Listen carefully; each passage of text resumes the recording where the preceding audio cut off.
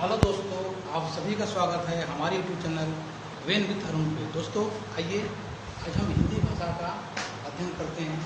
दोस्तों देखिए, सबसे पहले पाया जाता है कि सबसे जो प्राचीनतम भाषा है वह संस्कृत भाषा है और सबसे प्राचीनतम जो शास्त्र है वह वेद है और उस वेदों में सबसे प्राचीनतम वेद का है ऋग्वेद है। ऋग्वेद में अगर देखा जाए तो ऋग्वेद पूरा संस्कृत भाषा में लिखा गया है। संस्कृत भाषा को देव भाषा, देवताओं की भाषा या भाषाओं की जननी भी कहा जाता है, जिसकी उत्पत्ति 1500 ईसा पूर्व से 500 ईसा पूर्व के बीच में थी दोस्तों। ठीक है, आइए फिर कहा जाता है लगभग 500 ईसा पूर्व से 1001 ईसा पूर्व ईस्वी तक पाली भाषा का उदय हुआ था, जो कि संस्कृत भाषा से उदय हुआ था। उसके बाद उस पाली भाषा से पुनः प्राकृत भाषा की उत्पत्ति हुई थी, जो 1 ईस्वी से लेकर 500 ईस्वी तक चला था।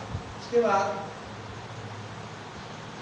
अपभ्रंश भाषा का उदय हुआ प्राकृत भाषा से, जो कि 500 ईस्वी से 1000 ईस्वी तक का काल है। इसके बाद उस अपभ्रंश भाषा से पुनः अवहट्ट भाषा का उदय हुआ, जो कि 800 ईस्वी से 1100 ईस्वी तक का काल है। इसके बाद पुनः अवहट्ट भाषा से हिंदी भाषा का उदय हुआ, जो कि 1050 ईस्वी तक का काल है और कहा जाता यही है जो कि हिंदी भाषा का प्रारंभ हुआ। वह काल कौन सा है? 1050 ईस्वी। अब देखते हैं दोस्तों हिंदी साहित्य का इतिहास। आचार्य रामचंद्र शुक्ल ने हिंदी साहित्य के इतिहास को समय के अनुसार 4 भागों में बांटा है। ठीक है, पहला हमारा है आदिकाल। पहला क्या है? आदिकाल, जिसे हम वीर गाथा काल भी कहते हैं, जिसे हम वीर गाथा काल कहते हैं।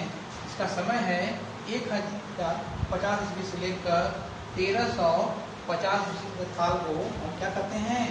आदिकाल कहते हैं। क्या कहते हैं? आदिकाल कहते हैं। इसके बाद हमारा आता है भक्ति काल। इसमें भक्त कवियों ने क्या किया था? लोगों को भक्ति ज्ञान के माध्यम से जगाया था। 1350 ईस्वी तक से लेकर 1650 ईस्वी तक के काल को हम भक्ति काल के नाम से जानते हैं।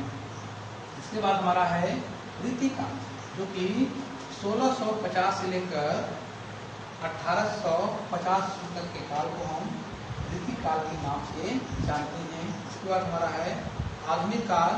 आधुनिक काल की जो समय है वह 1850 से लेकर अब तक के काल को आधुनिक काल कहा जाता है। दोस्तों वीडियो देख लीजिए।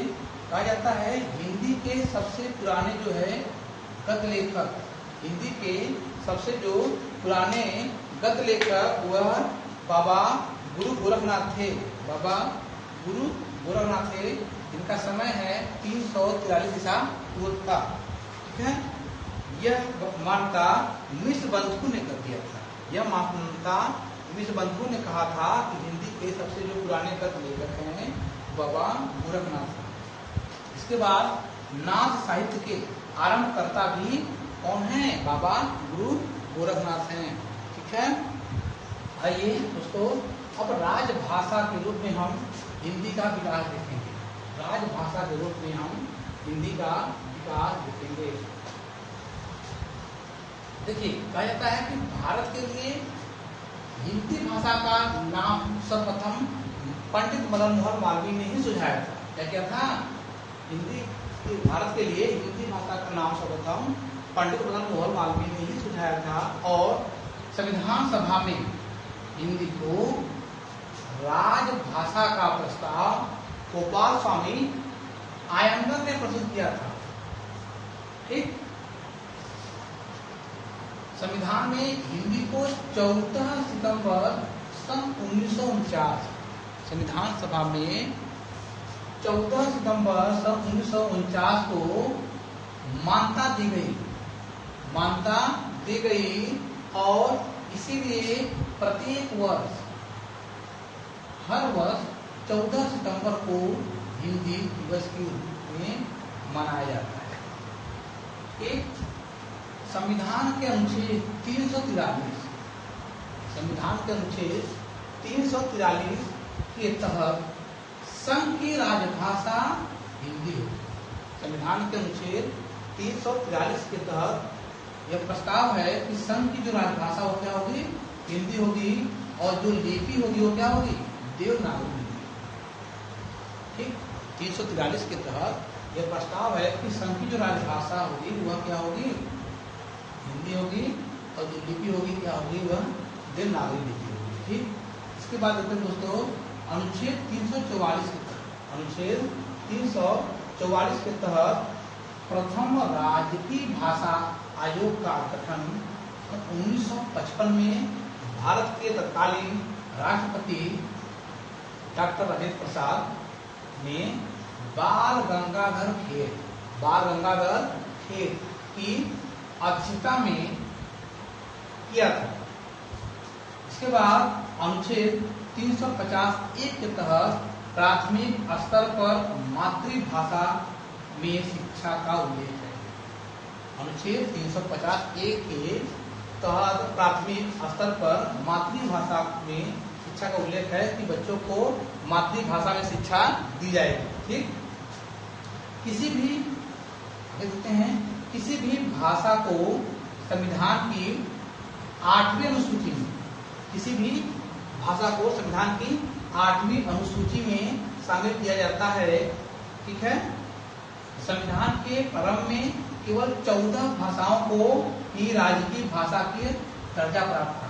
संविधान जब लागू हुआ हमारा 26 दिसंबर सन 1950 में जब संविधान लागू हुआ था, तो उस समय सिर्फ केवल 14 भाषाओं को ही राजकीय भाषा का दर्जा प्राप्त था। वर्तमान में हमारे संविधान में कुल 22 भाषाओं का उल्लेख है, कुल 22 भाषाओं का उल्लेख है। इसके बाद 21वें संविधान संशोधन के तहत सन 1967 ईस्वी में सिंधी भाषा को, अर्थात सिंधी भाषा को 15वीं राजकीय भाषा के रूप में शामिल किया गया था। इसके बाद 71वें संविधान संशोधन 1992 में नेपाली को 16वें, कोंकणी को 17वें और मणिपुर को 18वें राजभाषा का दर्जा प्राप्त हुआ। इसके बाद 92वें संविधान संशोधन 2003 को बोडो को 19, डोगरी को 20, मैथिली को 21 और संथाली को 22वें राजकीय भाषा का दर्जा प्राप्त हुआ। ठीक है, आगे देखते हैं, कुछ नोट देते हैं। उत्तर प्रदेश की प्रथम जो राजकीय भाषा है दोस्तों वह हिंदी है। क्या है, हिंदी है। उत्तर प्रदेश की प्रथम जो राजकीय भाषा वह हिंदी है, और उत्तर प्रदेश की द्वितीय जो राजकीय भाषा वो क्या है, उर्दू है। दोस्तों आई होप, मैं आशा करता हूँ आप सभी को हमारा वीडियो कैसा लगा। आप सभी लोग हमें कमेंट करके बताएं, और हमारे वीडियो को अधिक से अधिक लाइक सब्सक्राइब करें दोस्तों, शेयर करें, और जिससे हमारा प्यार आप लोगों का प्यार हम पे बना रहे, और हमारा मोटिवेशन बना रहे, और हमारा मार्गदर्शन बना रहे दोस्तों।